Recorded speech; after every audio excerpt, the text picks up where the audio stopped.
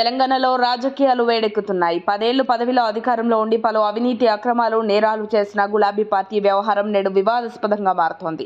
అధికారంలో ఉన్నప్పుడు తిరుగు లేకుండా చెలరేగిన బారాస నేతలు ప్రస్తుతం అన్ని ఆపుకొని ఉండాల్సిన పరిస్థితి ఎదురైంది.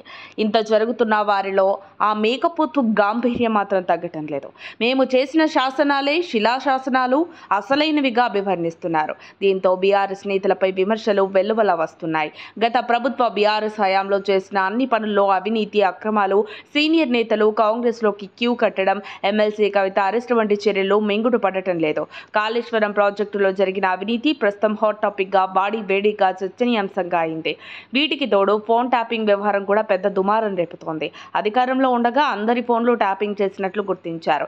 గత బీఆర్ఎస్ ప్రభుత్వం చేసిన మోసాలపై తెలంగాణలోని అన్ని రాజకీయ పార్టీలు ఏకమై చర్యలు తీసుకోవాల్సిందేనని పట్టుబట్టడంతో బీఆర్ఎస్ నేతల్లో వెన్నులో వణుకు మొదలైంది. ఫోన్ ట్యాపింగ్ వ్యవహారంలో ప్రమేయం ఉన్న బీఆర్ఎస్ నేతలంతా జైలుకు వెళ్లాల్సిందే అంటున్నారు అధికారులు.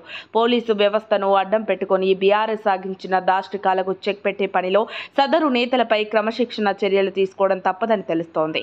కేసీఆర్ గారాల పట్టి ఎమ్మెల్సీ కవితను ఈడీ అరెస్టు చేసి తీహార్ జైల్లో పెట్టడంతో బీఆర్ఎస్ నేతలకు కంటి మీద కునుకు లేకుండా పోయింది. బీఆర్ఎస్లో ఉన్న చోటా బడా నేతలు సైతం వరుసగా పార్టీని వీడి వెళ్లిపోవడంతో ఒంటరైపోతున్నామని వారిని బాధిస్తోంది. ఈలోపు తాజాగా కేటీఆర్పై మరో కేసు నమోదైంది.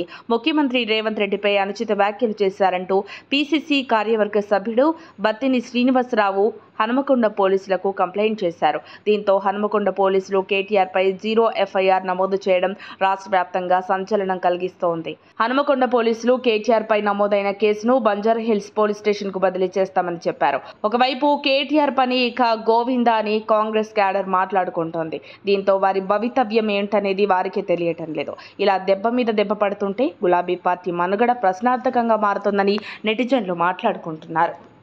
మరిన్ని అప్డేట్స్ కోసం మా కాయ్ టీవీని సబ్స్క్రైబ్ చేసుకోండి. మా వీడియో కనుక మీకు నచ్చినట్లయితే లైక్ చేయండి, షేర్ చేయండి.